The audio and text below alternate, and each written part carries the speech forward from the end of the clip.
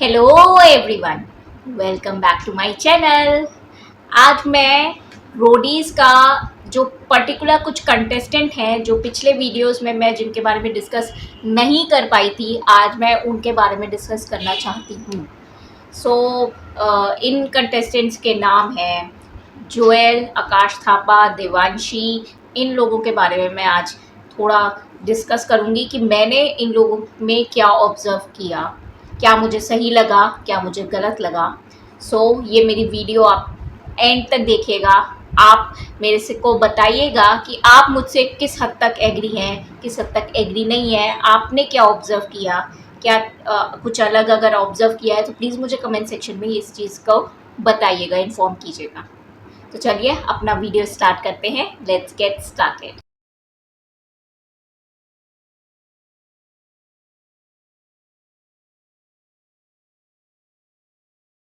सबसे पहले मैं जोएल की बात करूँगी, उसके ऑडिशन से स्टार्ट करती हूँ। मैं कंप्लीटली इम्प्रेस्ड हो गई थी उसका ऑडिशन देख के। मतलब मुझे एज़ सच कभी बीट बॉक्सिंग के बारे में इतना कुछ ख़ास पता नहीं था, कोई इन्फॉर्मेशन नहीं थी। बस इंडियाज़ गॉट टैलेंट में एक्का दुक्का बार मैंने लोगों को बीट बॉक्सिंग करते हुए देखा है। बट इस टाइम जब जोएल को परफॉर्म करते देखा, मैंने आज तक ऐसा इंट्रोडक्शन किसी का भी नहीं देखा था। इतना पिच परफेक्ट, इतना अच्छा मतलब अट्रैक्टिंग उसका इंट्रोडक्शन था। My name is JOEL, Joel Matthew, and फिर बीट बॉक्सिंग के वो, एंड फिर उसके बाद नॉट ओनली इंट्रोडक्शन, उसके बाद भी वो जो वो पानी पीने का वो दे रहा था बीट बॉक्सिंग के साथ, एंड कई सारी बीट्स बता रहा था। पू के ऊपर उसने बीट को लेके इतना बीट बॉक्सिंग किया। It was mind blowing, heart taken there only. मतलब ऑडिशन से ही मुझे बहुत इम्प्रेसिव लगा। My name is Joel Mathew. Really easy. So जैसे 3 साउंड है, आप कोई भी साउंड बता दो। कौन सा? पू। ठीक है, तो ये 3 साउंड के साथ मैं ये पू भी यूज करूंगा। जैसे पू पू पू पू पू पू, ये पू। ओह माय गॉड, तो ये ऐसे ही होता है। ए बंद कर दिया यार। No way, no way.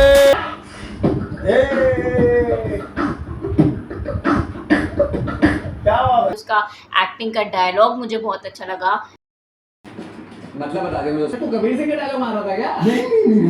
And मैंने उसकी कुछ इंस्टाग्राम की रील्स देखी है, तो उसमें वो फुटबॉल के बहुत अच्छे मैनेज करता है अपनी पीठ पे उसको, फुटबॉल को। वो सब उसके जो एक्शंस होते हैं वो बहुत ही इम्प्रेसिव है। तो मतलब स्पोर्टिंग पर्सन भी है वो, और मैं कहूँगी कि बीट बॉक्सिंग, एक्टिंग, ये सब तो उसकी क्वालिटीज़ हैं, ये डांस उसकी क्वालिटीज़, ये सब है ही है।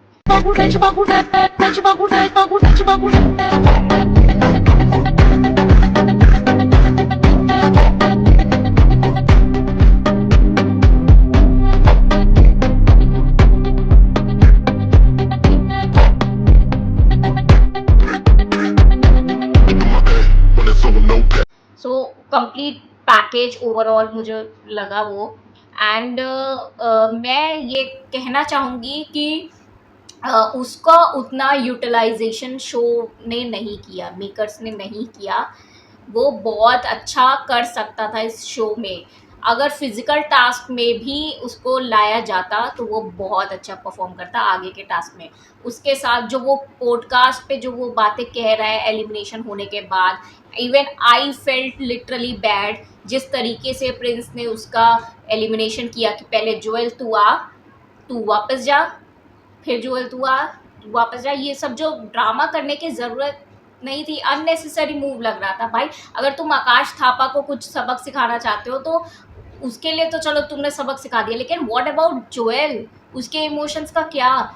एंड वाकई में रोडीज़ बहुत लोगों का ड्रीम होता है।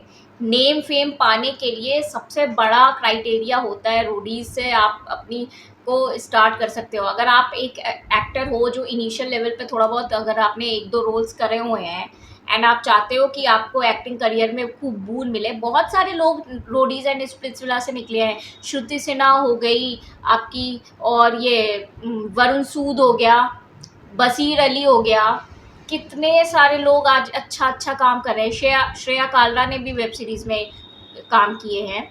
एंड ऋषभ जायसवाल इस ये रिश्ता क्या कहलाता है आज कर रहा है।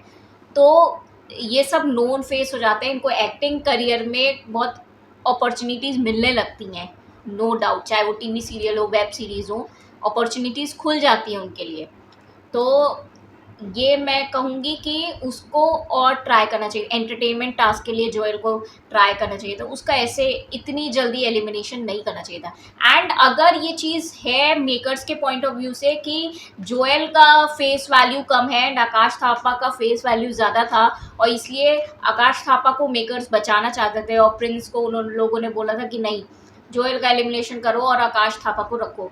तो मुझे ये चीज़ नहीं समझ में आती है कि वो काबिल था जोएल, वो अच्छा परफॉर्म, अब जैसे हल वाला टास्क अभी हुआ जो इस रोडीज का अभी तक का सबसे टफेस्ट टास्क था, हल में कितने सारे राउंड्स लगाने थे आपको, अगर वो मन्नू के साथ परफॉर्म करता तो आज प्रिंस टीम की जो परफॉर्मेंस थी वो ज़रूरत से ज़्यादा बेटर ही होती, मे बी वो फर्स्ट या सेकंड आ जाते, सेकंड तो आ ही जाते, मैं यही बोलूँगी। मनु के साथ एक स्ट्रॉन्ग, नो डाउट गुंजन ने अच्छा परफॉर्म किया, बट अगर जोएल उसकी जगह होता तो और परफॉर्मेंस बढ़ सकती थी।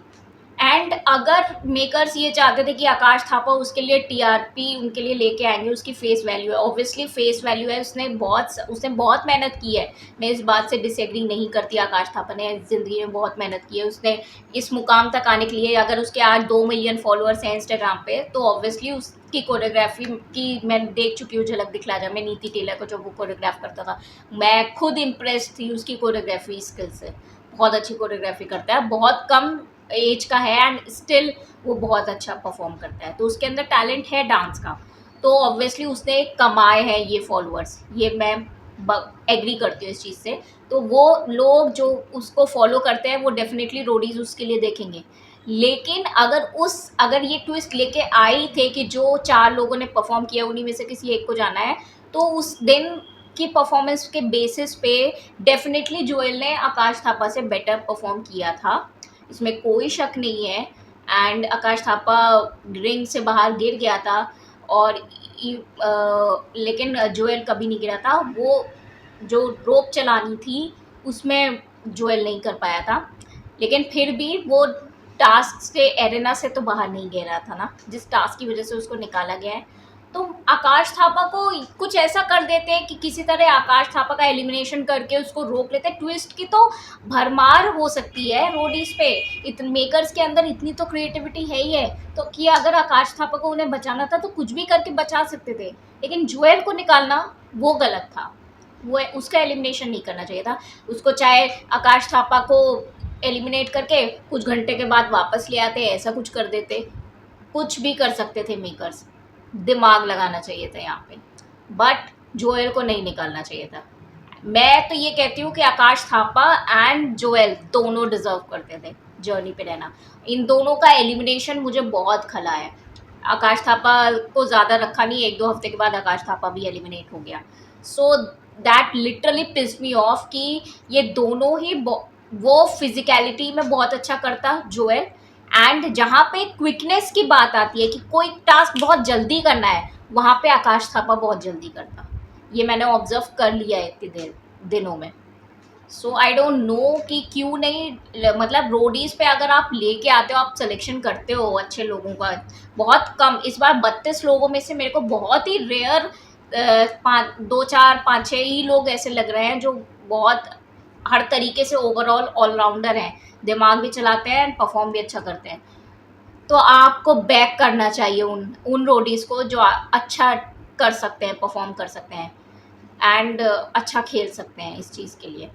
पहले के सीज़न में कशिश बहुत अच्छा परफॉर्म करता था, कशिश ठाकुर पुंडर, उसने बहुत, वो विनर था एंड उसने बहुत अच्छा परफॉर्म किया है हर टास्क।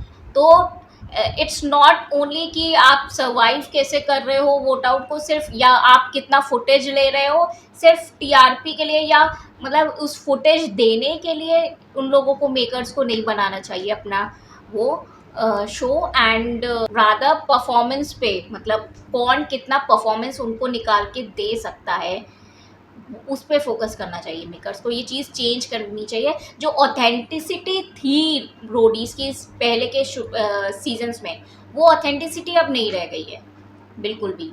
मेकर्स का कुछ भी ऊल जलूल कुछ भी कर देना, कोई भी ट्विस्ट ले आना, किसी भी तरीके से एलिमिनेट कर देना, गैंग लीडर्स जो वर्दी नहीं है उनको ला के रख देना।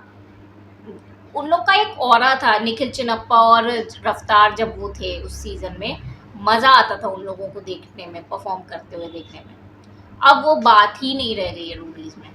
अब मैं बात करूँगी कि जब मैंने जोएल के एलिमिनेशन के बाद उसके जितने भी पॉडकास्ट थे, 3-4 जो भी उसने दिए हैं अलग अलग प्लेटफॉर्म्स पे जाके, वो मैंने जब सुने, ये चीज़ सुन के मुझे बहुत बुरा लगा कि वो डिप्रेशन में चला गया था एंड उसको मरने के ख्याल, सुसाइड करने के थॉट्स आने लगे थे कि मेरी ज़िंदगी अब क्या रह गई है एंड मैं अपने पेरेंट्स को क्या बोलूँगा, और रोता रहता था, और अपने फ्रेंड्स को क्या बोलूँगा, मैं किसी को मुंह दिखाने लायक नहीं रहा। इस टाइप की जो बातें उसने बोली, वो मेरे को दिल को इतना वो फ़ील कर गई मैं कि भाई नहीं, एक शो से ज़िंदगी ख़त्म नहीं होती है, ऐसा नहीं सोचना चाहिए। इनफैक्ट मैंने खुद इस बार रोडीज़ का ऑडिशन दिया था, बट मैं उस माइंडसेट से गई थी कि I will give my best. मैंने भी महीनों साल अक्टूबर में हुआ था, मैंने जनवरी से स्टार्टिंग कर दी थी अपने स्किल्स को पॉलिश करने के लिए। जो मैं एक्टिंग करती हूँ, मैं जीके मेरी बहुत अच्छी है, ठीक है, मैं डांस भी थोड़ा बहुत कर लेती हूँ, सिंगिंग कर लेती हूँ। सो ये सारी चीज़ों को मैंने पॉलिश करना स्टार्ट कर दिया था एंड ऑब्वियसली बोलने में तो मैं अच्छी हुई हूँ। सो वो चीज़ तो मुझे पता था मेरा प्लस पॉइंट है, मैं सही को सही, गलत को गलत, स्ट्रेट फॉरवर्ड बहुत इंसान हूँ, मैं बोल सकती हूँ। मैं कैसे जर्नी में सर्वाइव करती वो मुझे नहीं पता, लेकिन ये था कि मैं एप्रोप्रिएट थी रोडीज़ के लिए। अब मैं उस माइंडसेट से गई थी कि I will give my best. होता है सिलेक्शन तो वेल एंड गुड, मेरे लिए बहुत अच्छी बात होगी, बट अगर नहीं होता है तो मुझे को ऐसे नहीं सोचना है कि मेरी ज़िंदगी रुक गई है या अब सब ख़त्म ही हो गया है। नहीं, वो फेज़ में मुझे नहीं जाना है। मैं अपने आप को मेंटली प्रिपेयर करके गई थी कि डिप्रेशन के लिए मेरी ज़िंदगी में कोई जगह नहीं है। जब मेरे पास कॉल नहीं आया रोडीज़ के सिलेक्शन के लिए एंड मेरा ऑडिशन बहुत ही अच्छा गया था, मेरा GD1 बहुत अच्छा गया था, मुझे पूरी उम्मीद थी कि मेरे को कॉल आएगा ही आएगा। सच बात यही है। अपना जितनी भी स्किल्स थी मैं दिखा चुकी थी।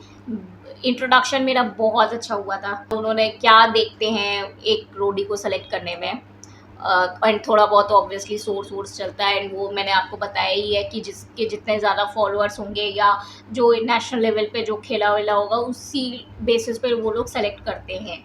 जिसने इनिशियल लेवल पे कुछ किया है, मैं थोड़ा बहुत एक्टिंग करती हूँ, तो वो उनके लिए मतलब मायने नहीं रखता है। शायद यही वजह होगी कि मेरा सिलेक्शन नहीं हुआ। उस टाइम पे तो मैंने अपने आप को किसी तरीके से संभाल लिया था एंड वो चीज़ अपने ऊपर चढ़ने नहीं दी थी माइंड में कि मेरा सिलेक्शन नहीं हुआ है।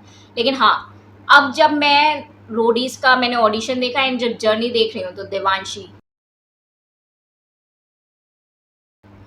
के बारे में मैं बात करना चाहूँगी। वो मेरे ही बैच में GD1 में थी, उन 10 लोगों में जिसमें मैं गई थी GD का ऑडिशन देने के लिए, एंड हम लोगों ने दिल्ली से दिया था एंड उसका भी उतना ही लेवल पे हुआ था जितना मेरे लेवल पे हुआ था, बट वो सेलेक्ट हो गई। एंड आज मैं उसको देख रही हूँ जर्नी पे कि she is doing nothing in the show. मतलब बस गैंग लीडर से लड़ना, अपने जो कंटेस्टेंट्स हैं उनसे लड़ना, वही सब करे पड़ी है। टास्क उससे बिल्कुल कुछ भी नहीं हो पाते हैं। तब मुझे थोड़ा सा फील हुआ था कि मैं देवांशी से बेटर कर सकती थी इस जर्नी पे अगर मैं चाहती तो। वो चीज़ मुझे फील हुई, लेकिन it's part and parcel of life कि उनको देवांशु को सेलेक्ट करना था। वो शायद कोई एक आध दुक्का रियलिटी शो पहले भी करके आई थी, इसलिए उसका सिलेक्शन हो गया। ये बात थी। आज देवांशी के लिए खुद ही बताओ, रिया चक्रवर्ती बोलती है कि व्हाट हैपेंस व्हेन यू सक इन द टास्क। मतलब अब तो गैंग लीडर्स तक को ये बात पता चल गई है कि Devanshi is good for nothing in the show. मतलब वो टास्क नहीं कर पाती, वो कुछ नहीं कर पाती है, बेकार में उसको ले लिया है। इट इज़ लाइक जो मैं बात कह रही हूँ कि उसके अंदर पोटेंशियल नहीं है देवांशी के अंदर, तो वो गैंग लीडर्स भी अब बोलने लग गए। जोएल को लेके मैं यही बात कहना चाहूँगी कि देख, टैलेंट बहुत है उसके अंदर, उसके अंदर पोटेंशियल बहुत है, वो दिख गई है, ठीक है। उसने जितना भी जर्नी किया, उसने जो भी अपना पिया है उसका देखा, उससे इतना समझ में आ गया था कि उसके अंदर बहुत पोटेंशियल है। अगर वो आगे तक जाता तो वो फाड़ देता, लिटरली। वो बहुत अच्छा करता है इस शो में। विनर बनता नहीं बनता, that is another thing, but अच्छा बहुत करता और बहुत आगे तक जाता, ये गारंटी थी। तो उसको यही सोचा चाहिए कि लाइफ इतनी छोटी नहीं है, एंड वो टैलेंटेड है, उसकी किस्मत में होगा तो डेफिनेटली उसे बहुत कुछ अच्छा मिलेगा, बहुत कुछ अचीव कर सकता है। स्टॉपेबल नहीं होना है, स्टॉप नहीं करना है, बस अपना गिव इट ए ट्राई, अपने प्रयास करते रहो। वो कहते हैं ना, कर्म करते रहो, फल की इच्छा मत करो। बस उसी चीज़ को फॉलो करते रहना है लाइफ में, and you will achieve everything you want in life. Devanshi का एग्जाम्पल देने का मेरा यही मतलब था कि मैं जोएल के साइड से ये बोलना चाहती थी, जो वो पॉडकास्ट में कह रहा है कि आकाश थापा लिटरली 10 सेकंड में एरेना से बाहर निकल गया। सो वो उसका फ्रस्ट्रेशन जस्टिफाइड है, जो लोगों को लेकिन पसंद नहीं आ रहा है, बट उनको ये पॉइंट समझना पड़ेगा कि जब आप किसी से बेटर होते हो, या उस मान लो उस पर्टिकुलर टास्क में आपने किसी से बेटर किया है, बट वो बंदा नहीं जा रहा है और हमें जाना पड़ रहा है ये शो छोड़ के, तो वो अंदर से वो बहुत फील होता है। वही चीज़ मुझे भी फील हुई थी कि देवांशी की जगह मुझे सेलेक्ट होना चाहिए था, बट देवांशी सेलेक्ट हो गई, सो मुझे भी बुरा लगा था। सो कहीं ना कहीं जस्टिफाइड है जोएल का फ्रस्ट्रेशन। मैं कम्प्लीटली जोएल के पॉइंट से सेटिस्फाइड हूँ। ये अगर मेकर्स को करना चाहिए था कि जोएल को भी रखना चाहिए था और आकाश थापा को भी रखना चाहिए था, एलिमिनेशन करना ही नहीं चाहिए था इन दोनों में से किसी का भी। जोएल के लिए मैं ये कहना चाहूँगी कि हमें पता होता है बखूबी कि हमारे ड्रीम्स क्या है, हमारे अंदर पोटेंशियल क्या है, हम क्या बेहतर कर सकते हैं, क्या बेहतर नहीं कर सकते हैं, हमारे अंदर क्या क्या खूबियाँ हैं, टैलेंट्स, ये सब पता होता है, बहुत अच्छे से पता होता है। बट अगर मेकर्स में इतनी काबिलियत नहीं है कि वो किसी का टैलेंट निखार सकें, उसको ऑब्जर्व कर सकें, तो भाई इसमें हमारा कोई दोष नहीं है, इसमें मेकर्स का दोष है। You can not do anything Joel, मैं यही जोएल को बोलना चाहूँगी। सो इस पर दुखी होने की कोई ज़रूरत नहीं है। उन लोगों का लॉस है ये कि उन लोगों ने जोएल जैसे अच्छे परफॉर्मर को खो दिया बहुत जल्दी इनिशियल लेवल पे। तो ये इतने सारे पॉइंट्स थे जो मुझे अलग अलग रोडीज़ के लिए बोलने थे इस बार, इस रिव्यू में। रोडीज़ रिव्यू कहेंगे, रोडीज़ कंटेस्टेंट रिव्यू मैं इसको बोलूँगी। सो आप मेरे से कहाँ तक सहमत हो, प्लीज़ मुझे कमेंट सेक्शन में बताइएगा। एंड कुछ और ऑब्ज़र्व किया हो आपने इन कंटेस्टेंट्स में तो वो भी मुझे बताइएगा। एंड ऐसे ही मेरे चैनल को सब्सक्राइब कर दीजिए अगर अभी तक आपने सब्सक्राइब नहीं किया है, वीडियोस को लाइक कर दीजिए, एंड इससे मुझे बहुत सारा मोटिवेशन मिलता है। मेरे कंटेंट को ऐसे ही एंजॉय करते रहिए। Stay tuned, bye bye, hit the bell icon for more updates, भूलना नहीं।